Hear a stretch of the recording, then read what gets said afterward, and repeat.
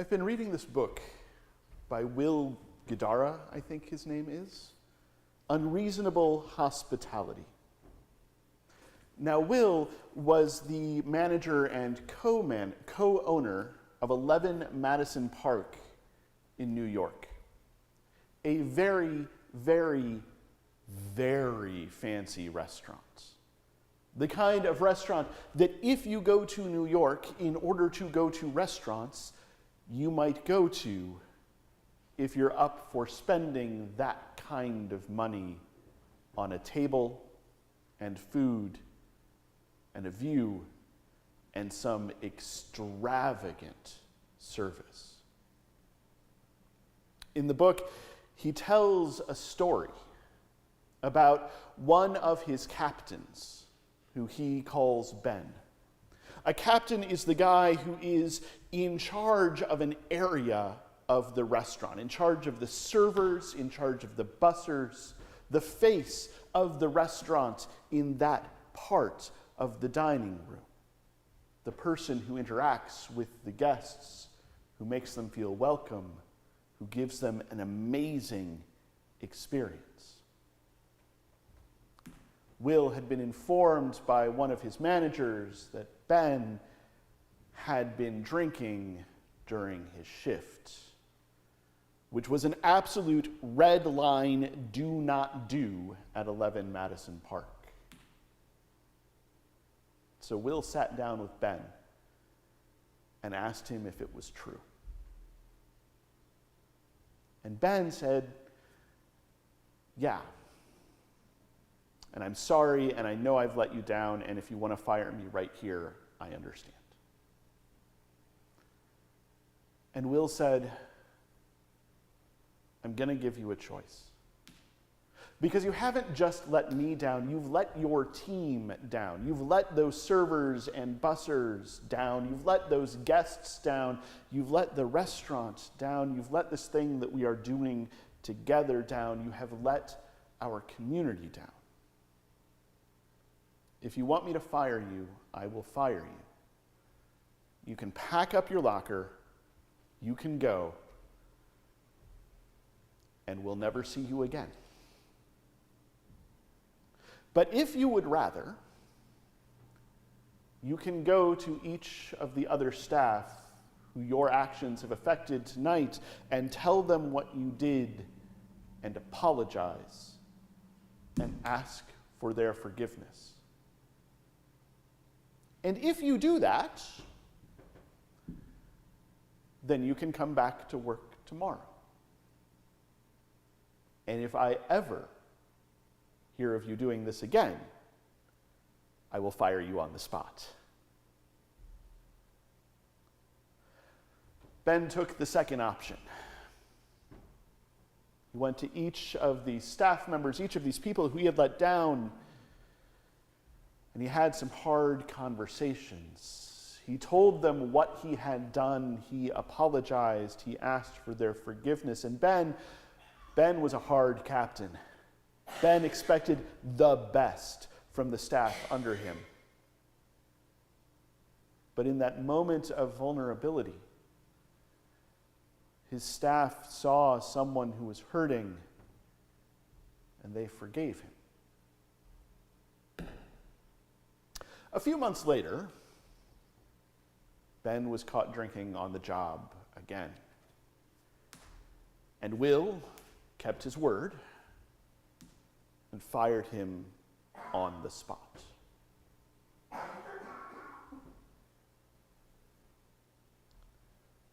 I'm telling you that story for a couple of reasons. First, because that act of mercy that Will showed at the beginning was an amount of unreasonable hospitality that very few staff in a restaurant like 11 Madison Park would ever experience. I'm sure we have all had those bosses who we expect if we ever mess up, they will get rid of us immediately. But Ben was shown some grace and some mercy. And I am telling you that story because what I am about to say, if taken to an extreme, can feel dangerous. And it is important to recognize that boundaries matter. That what God can do, we cannot always do. And while it is good to show mercy, there are times when the most merciful thing to do is tell someone to leave. In our readings tonight, we are shown the kind of world that God asks us to believe in, asks us to live in. A feast prepared for all people. A word going out to the entire world. A table in an upper room where no one less than the God who is love, the sovereign of the universe, who brings forth bread from the ground and fruit from the vine, who has become one of us, sits with his friends over an ancient meal. He has invited them in. He has washed their feet. He is about to serve them bread and wine. And he knows exactly who they are. He knows. He knows without a doubt that one of these people will betray him. He has, after all, spent the last week challenging all of the political institutions and economic institutions and religious institutions and cultural institutions of the city of Jerusalem, of the Roman Empire. He knows where things are headed. He knows that one of these people is going to turn him over to those authorities who he has spent the week causing trouble for. He knows that when he goes to the garden to pray, there is no way that these people will manage to stay awake. They will fall asleep. They will lose sight. They will not persevere. He knows that when he is arrested, at least one of them will deny ever knowing him, will claim to have had no idea what they have been doing for the past few years, who they have been following, will say, look, I was just passing through town and happened to see this. I have no idea who that man is. I certainly never hung out with him. I certainly never saw him heal anyone. I certainly was not listening to his teachings. I am certainly not that kind of guy. I don't know who this Jesus is. And he knows that when Rome carries through the threat that it makes against everyone, when he is hung on a cross, when he is laid in a tomb, these people will scatter. They will disappear. They will not know what to do. And he will be left. Jesus knows exactly what is going to happen, and he washes their feet anyway. Jesus knows exactly what is going to happen, and he feeds them anyway. Jesus knows exactly what is going to happen, and he gives them the command, the mandatum that makes our Thursday so Maundy, to love one another anyway. He knows exactly what is going to happen, and he prays for them anyway. He knows exactly what is going to happen, and he loves them anyway.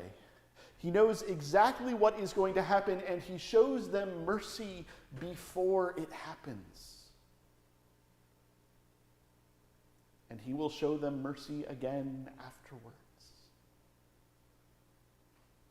Not because of who they are, but because of who he is. Because this is, after all, the God who is love, the sovereign of the universe that is made out of love, who brings forth the bread from the soil and the grape from the vine, who has come into the world as one of us to show us exactly this love that we cannot imagine, this love that we can barely attempt to imitate, this love that we can't get enough of, and that we have so much trouble sharing with others.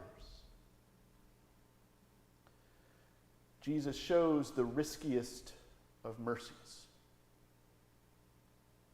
He stays with them. He empowers them, he feeds them, he prays for them, he loves them, even though he knows what they are going to do. And this matters, of course, because we are them, and they are us. There is not a person in this room, or watching online, or sitting at home because it was raining at 6 o'clock,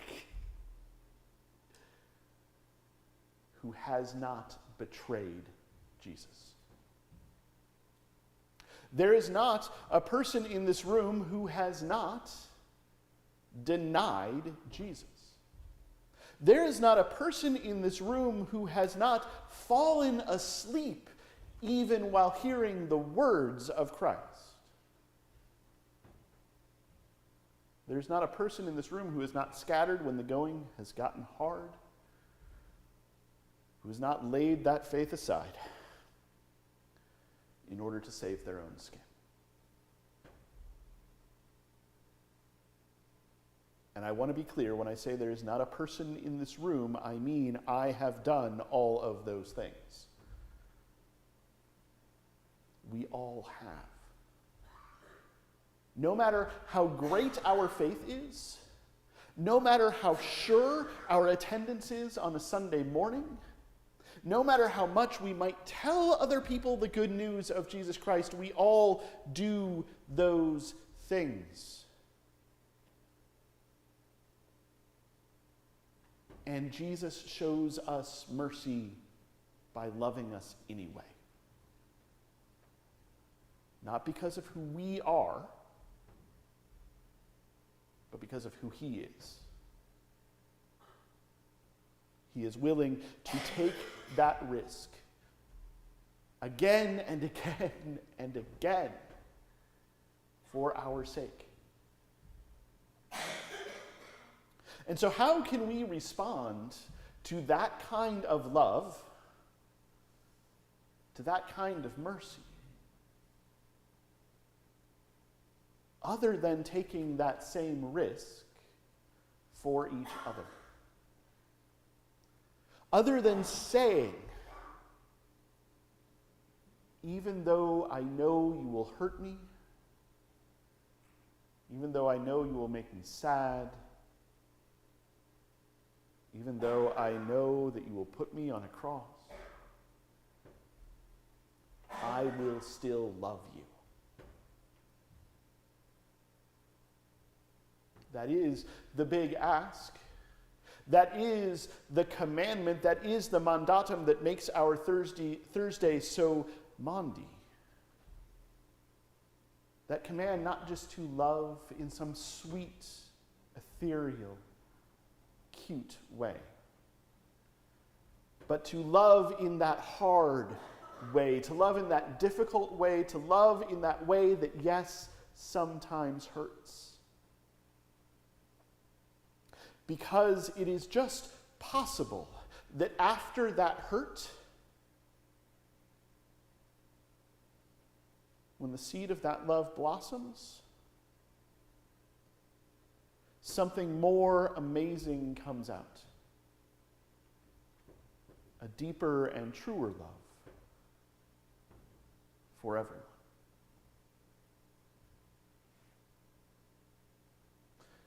Ben's story doesn't end with getting fired.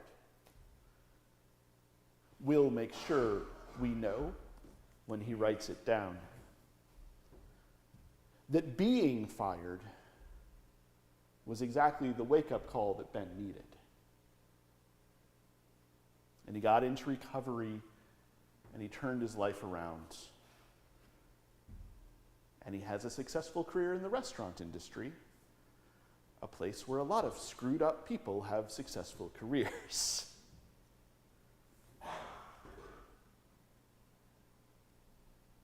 Sometimes boundaries are important. They are the way that we love. And just as often, maybe even more often, putting the boundaries aside, at least for a moment, is the way that we have to love. Because if we are to have any hope at all, in all of our brokenness, in all of our screwed upness, we must have faith that that is exactly how God loves us.